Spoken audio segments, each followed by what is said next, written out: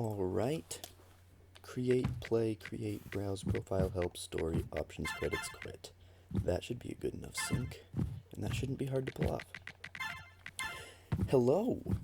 I am back into doing level design videos, and it's been a while for a couple of reasons. Firstly, I did Wargroove, and I got really into that. I'm still planning on doing more Wargroove stuff, but, you know, I was really into that, and so I wasn't doing much M++ videos. And then I wasn't even doing many videos because my audio quality fucking tanked. So one thing you might immediately notice about this video is that the audio quality is like 1,000 times better. Like by a lot. And that's because, so the reason my audio quality was shit, although we don't really have this figured out per se, but for some reason my mic, which was really good, stopped working if it was plugged in, and meaning connected to the thing I was playing. And that was really strange, but I then had to figure out, okay, I need a software that will allow me to combine audio and video tracks, and I finally got one for free because I don't have much money. I just recently got a job, so maybe that'll change, but all I need, literally all I need, is to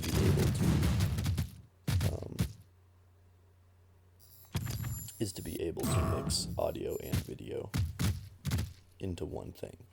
And that's where we are. So that's why there was a sync. But now, some other things that I've been doing. So, man, Gatecrasher is a good color palette. Wow, I can't believe I couldn't think of that word.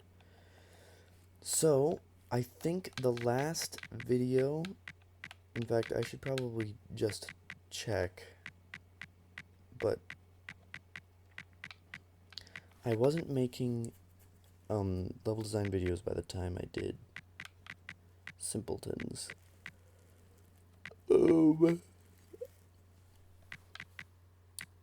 Trying to see. Oh man, I think it's been since Spiral of Ants. I don't think I've done a video since that, so much has happened. But one reason that I was really excited to get back into level design videos is that I think that I have greatly improved. And I think that evidence shows this. Not just like subjective evidence. Look at this. 1, 2, 3, 4, 5, 6, 7, 8, 9, 10, 11, 12, 13, 14, 15, 16, 17, 18, 19, 20. Of my 20 previous levels, not one has gone without getting a ++. And before that, it's really just interrupted by really good, which was me being silly and making a really stupid level. And there's 5 more, and then we get back into my normal stuff. Although, I mean, yeah, it's clearly I've improved. So what changed? I'm not entirely sure, but I can tell you some ideas. I think that I've actually, so one simple thing is that I've actually just put more thought into my levels. When I'm creating one, I think a lot more about what the player is going to experience going through it and interesting mechanics that I want to put into it. This mindset really started with this level called Evolving Corridor, which I'm just gonna have the replay go and let it speak for itself. This was a really interesting timing challenge plus a bunch of little mini challenges as you go back and forth trying to get the lasers to move further and further out. You also come across the same obstacles in different contexts all the damn time. So like this gauze turret, now I have to go above it. Is it just me, or is the yellow in Gatecrasher kind of green? I'd never noticed that before, and now I think it's a little green. Still a great color palette. You had to bait that laser drone, now you're going up here. Yeah, it's just like way more crafted is how it feels. Like I actually put a lot of thought into this one. And I've been putting similar, not all levels reach this level of thought, but similar levels of thought for my other levels. And when I made this and people liked it and I could say a lot about what I did with it, I was like, why do I not make all my maps like this? Why shouldn't I feed this into my mapping? And then some other things happened. So I already knew that I wanted to do mini-series for custom color palettes that I created. And I will show you the spoils of that in a sec. After this replay finishes, because it's very close.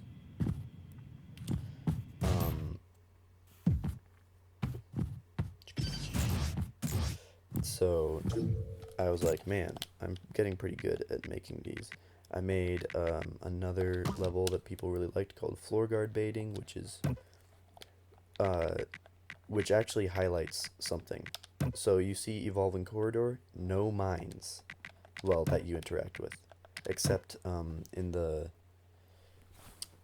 Will it record my mouse? I don't know if it will, but in this left area there are mines under the one-ways, and that's so that you can't clip up through them. I've actually accidentally died to them before, and it was so stupid and terrible. Anyways, this map I'm very proud of. Also, no mines. Floor guard baiting, no mines. I realized that a staple of like what made me enjoy designing levels was to completely remove the mine aspect. I really liked making levels where you never interacted with mines, you only interacted with entities. And so, and of course there are still uses for mines, so I'm not holding like steadfast to this. It's not like a rule that I don't use mines. But I did realize that, oh my god, I get so much more creative if I don't think in terms of mines, you know? Like, I make more interesting challenges if I remove the possibility of mine jumping and just tight jumps with mines from my mind. Haha. I don't remember if I clicked Kostucha's replay or mine. It's Kostucha's, okay. Another thing, I'd like to shout out to Kostucha, because Kostucha is the main person who will play my longer, more challenging maps and beat them when no one else does, which makes me feel really cool. Often I find myself, if I'm making a really long, challenging level, I think to myself, I'm making this for myself and Kostucha. Okay, now let's get to... This is a color palette called Heavens that I created. And it's, the idea was to make the tiles clouds, the background sky, and then have all the entities be the colors of the rainbow. So as you can see, the gold is red, the thwomps are orange and yellow, the mines are yellow, the player character can be a couple things, Many of the entities are purple and violet. The drones are green. I don't think I'm going in order, but we have basically all the colors of the rainbow covered. The one thing that I didn't do was make anything like indigo, except I reserved that for one-way platforms, and boost pads have oh, I always forget actually. Bounce pads, I think they're actually called. Boost pads are the ones that you go through and they increase your speed. But those things I gave a darker blue. The floor guard also has a red that's kind of a pinkish red that is unique to the floor guard and a couple of other areas. You can play as that type of red as your ninja color, and it is the red of a toggling toggle mine. Also, watch this. If you see the evil ninja following me, you can see him clip through the mini drone. I accidentally did a really tight timing. That was unnecessary. So, then I created, so that was Heaven's title card, because for each custom palette I've made, I have a 5-part series, like an episode. So on each of them, I have G++ runs. So this is Heaven's 1, Altitude. The tile set for this series was clearly just like these clouds. So, you know, round, horizontal objects. And I really liked using bounce blocks to make grass as like the hills below, and then the windmills. That was really nice here. I'll do my replays for all these, although I will say that Kostuch's replay on this is really cool. This is Acid Rain Shadow.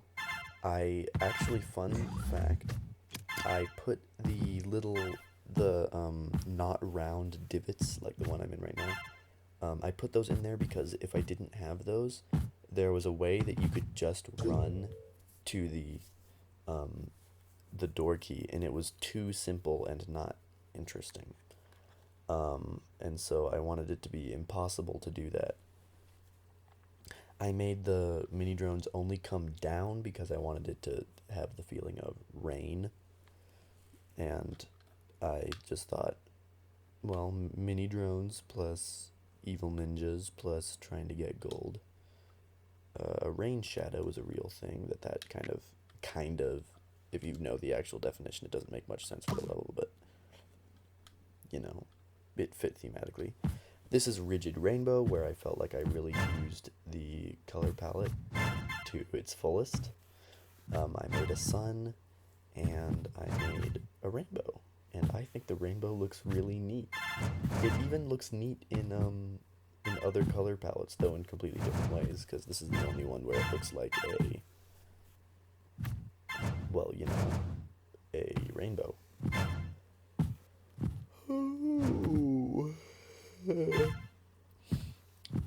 I did make it pretty much only for the aesthetics, though. There is a way to get that one toggle mine in case you want to do a quote-unquote T++ challenge that makes you interact with the rainbow. But, you know, it's a bunch of gauze turrets and then some floor guards that you will interact with. It's not actually going to be very fun. I only put it there so that, you know, there was a way that you could interact with the rainbow. There's also a C switch under the gauze turret that will then close up that area that I just opened walking over the door, which is important because if those gauze turrets are out, you actually can't get back up to the door. Then we come to, oh, who named this level? I forget. We come to a map I really like because it's a rooting challenge. Basically, you're going to have to come back down and go through this same shove thwomp area again, because the door key is where it is. I think it's possible to do some like really weird shove thwomp shenanigans, because shove thwomps have interesting cheats you can do with them to go up and get the door key early. I'm not sure if it's extremely viable though. But the point is, there's all this gold, but you have to find the most efficient route twice, basically. You have to figure out what's the most efficient route to get like most of it, or half of it, or maybe even none of it is the most efficient route you manage. And then to come back and do the rest of it. So if someone spends a lot of time rooting this, I think the result would be really, really impressive and interesting. Also, toggle lines under the shove things just to give a T++ challenge. T++ T minus minus though is completely impossible. Specifically due to a couple of things. I don't have to go into it. And then this is an interesting one. This is Clear Skies. I finally opened up the map. So the first map, Altitude, had an open map on the bottom, while this one has an quote-unquote open map on the top. It doesn't really because of the one-ways, but I basically made a sun, and then you bounce around through the sun's rays. You have to come down here and get evil ninjas if you want to get all the gold, but then it becomes a challenge of controlling the death balls, which is actually quite difficult, and I thought very interesting. Because if you don't do that, then it becomes a game of dodging the death balls, and dodging the death balls while getting all the gold with the evil ninjas is awful. But if you can lure them down there, like you see, I can't go after that gold to the left that I missed, because that would have released the death balls.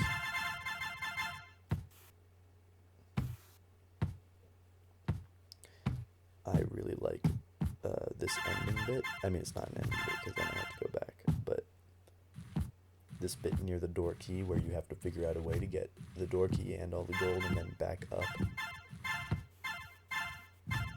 This part was just straight up, I mean, it's probably possible, but it was extremely hard to do if a death ball got released. Because imagine trying to do this very precise back and forth motions with the evil ninjas and also dodging a death ball. I don't think it would have worked. On your way back, though, the death balls necessarily get released. There is no way to stop them from doing that.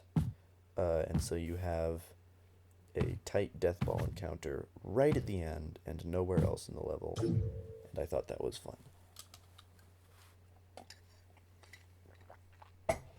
I thought such a grandiose level would be such a perfect ending for a mini-series. But then we go to a different custom color palette I made called Coin. Here's the Coin title card. This, I didn't have as much of a cohesive theme for it. For the miniseries, I mean. For the actual color palette, I did. I'll tell you what I was trying to do.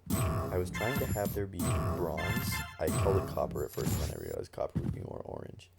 But bronze, gold, and silver. The bronze and gold ended up being kind of like gradients of each other. So it really looks like it's all kind of the same thing, and then there's also silver. But I'm pretty okay with that. The enemies turn out gold. The background is bronze. The background plus tiles is like aged bronze. And then the gold entity gold, like the I'm getting it gold, is silver, which I thought was really fun. Also, this title card took a lot longer for me to G++ than the Heavens one. This is a really, really popular map for what I've made. Oh, I should say things. So this map, what I wanted to do with the Coin series was I wanted to make uncheesed versions of interesting levels I had before. I only had 3, and there were you know, 5 levels in the miniseries. So 2 of the levels were completely original ideas made for coin, but 3 of the 5 of them, minus the title card, which would make 6, are rehashes of maps I had already created, and I will go over what those were in a bit. This was a really interesting G++ run to do. Also, here's another map talking about being quote-unquote mindless. I mean, it has toggle mines, but really I stuck with evil ninjas and lasers were the main obstacles, and so I had 3 different instances of lasers, and of course evil ninjas go everywhere. No Place Like Home is a map where you have to come back continuously to that one mini drone spot, which I think is a pretty unique concept, which is why it puzzles me that this only got 1++. Its cheesable version got 3++, and I thought this was a lot more polished. I especially like this gauze area up there. I think it was pretty fun to figure out how to get all that gold. I will say that this level really frustrated me. It's fair, of course, but there's something about such like tight time constraints that makes coming back and forth to make sure the mini drone doesn't go to the left and block the door key really upsetting. Also, I had that one mine there in case it was like really tight for you. Wait, I want to pause. In case it was really tight for you, so that it would increase the tension because you would have to stop and think about the mine. Didn't happen in practice here because it wasn't that tight, but it had been in previous runs where I then died here to the gauze turret. Something I loved about making this level is that, so the race of racing the drone to the end was fun, but then coming back and you can easily die to this gauze turret trying to get the door, which I thought was pretty hilariously infuriating.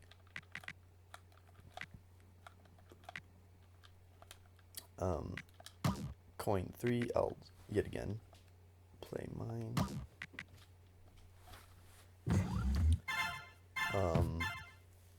Here we have a very simple idea that I felt like I had to keep short because it was actually pretty difficult. And I felt like if it lasted too long, it would wear out its welcome. I tried it originally with mini drones, but the timing was way harder because they move faster. And so that was a no-go. There was no way to do that without making it ridiculously hard. I'm currently very happy that I was able to do this with only 2 attempts. I think that's pretty cool. This is an uncheesed version of a level I had with Monkey in the Middle. It's also notably easier to get all the gold along the way, though still not easy. This was a very fun level to all gold. I also really enjoyed putting these outside sections.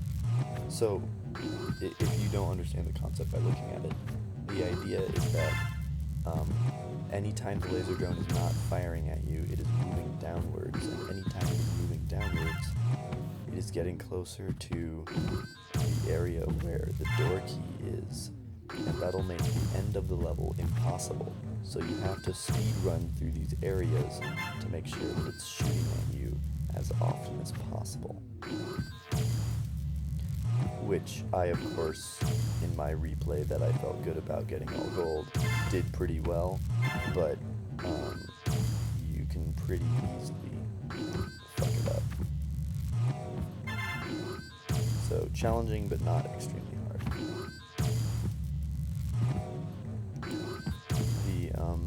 The cheese on the previous version of this level was that you could totally ignore the laser and get down to the area where the door key and door is, with the laser there, and it would still be possible. I fixed this by making it a completely straight corridor, which makes it impossible to get through with the laser drone in there. Then we come to the final one, which after all such like high concept driven levels, I wanted to make something that was really, really simple. And so I found a pattern of shove thwumps that I enjoyed moving through,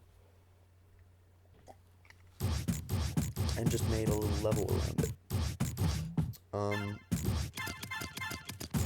I know that someone who I really respect named Lord Day or Nice Day really disliked how tedious this level was, he said. And I totally get that, especially this part coming up, which you will no doubt see.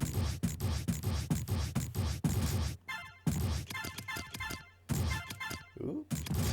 So that was the last row upon which that running strategy worked.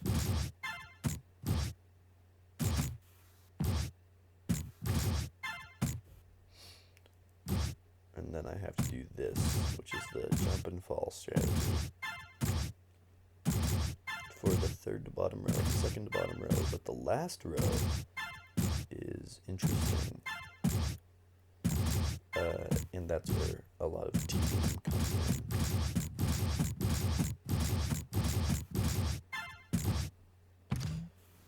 You'll see that I go for last row here first.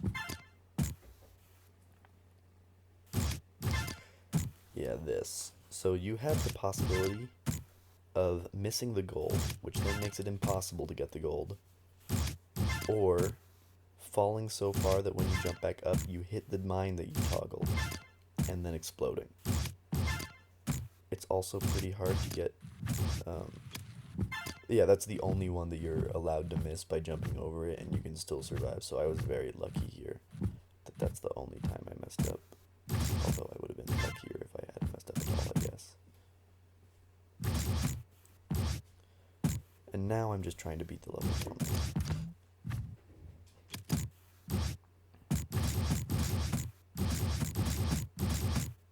The real idea here was to make a level where the shove thwumps were an actual obstacle and not just a one-time platform. Because not often do you see shove thwumps actually be threatening. But here, there are a couple times where you have to really think about what you're doing with the shove thwumps.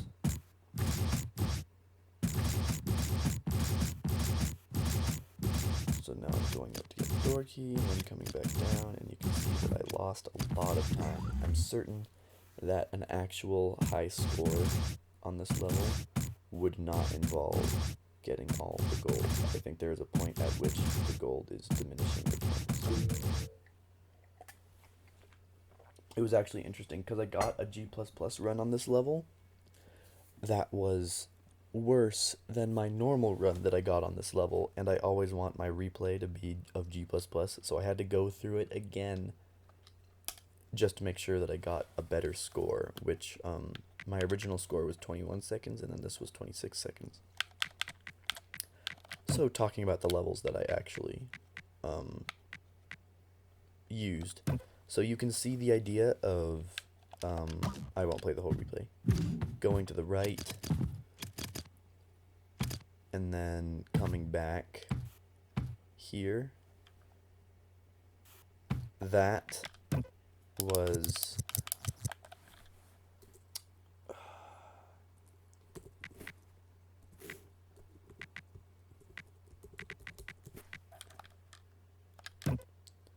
oh, come on.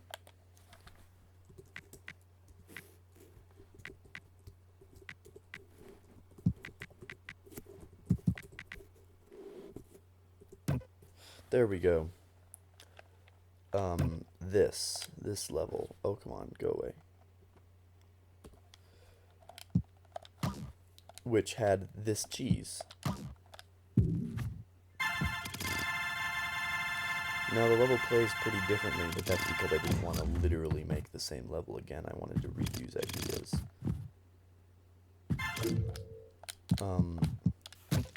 So another uncheesed level. No Place Like Home is an uncheesed version of I've Got Places to Be. Now, you see that this is pretty much the same idea, except that you can see that the mini drone goes below the door key, which makes it so that you can get the door key with the mini drone in there.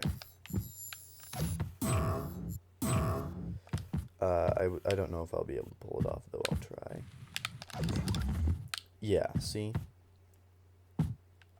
So, that was unacceptable.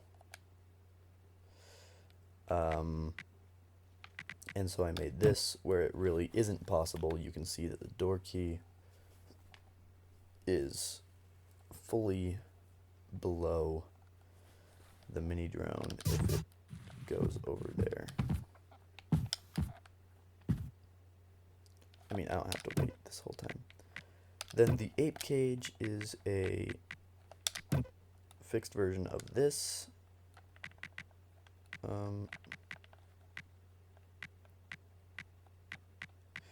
With less plus pluses, even though I think it's far more refined. You can see the divot in the hallway up there, and that's what makes it so that Kastucha can completely ignore the laser drone and keep going. So yeah, he just completely ignores it. Because if there's a cheese, why would you not take advantage of it so you can get all the gain?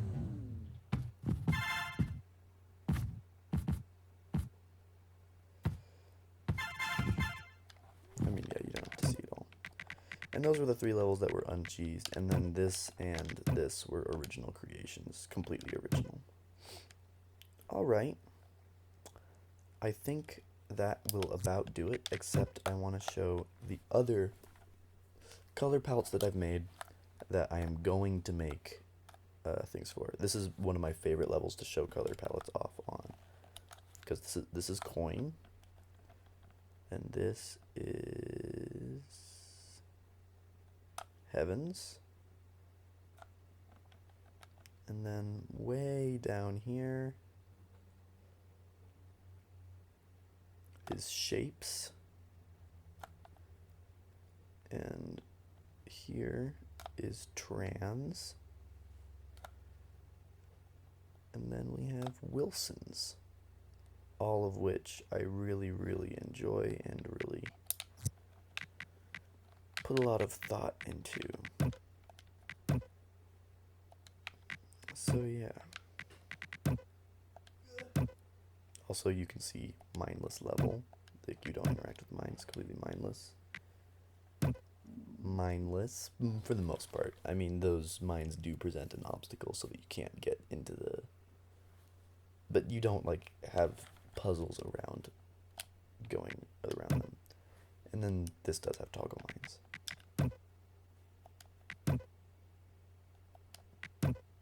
Mindless. Yeah, I really enjoy making levels with no mines. Alright, that'll do it for this episode, which is like an update on level design that I've been doing. And palette creation. Hopefully I will get back into creating some levels, and I think what I'm going to do first is I'm going to be making the Trans miniseries. So hopefully we'll have a fun time doing that. Alright, bye-bye.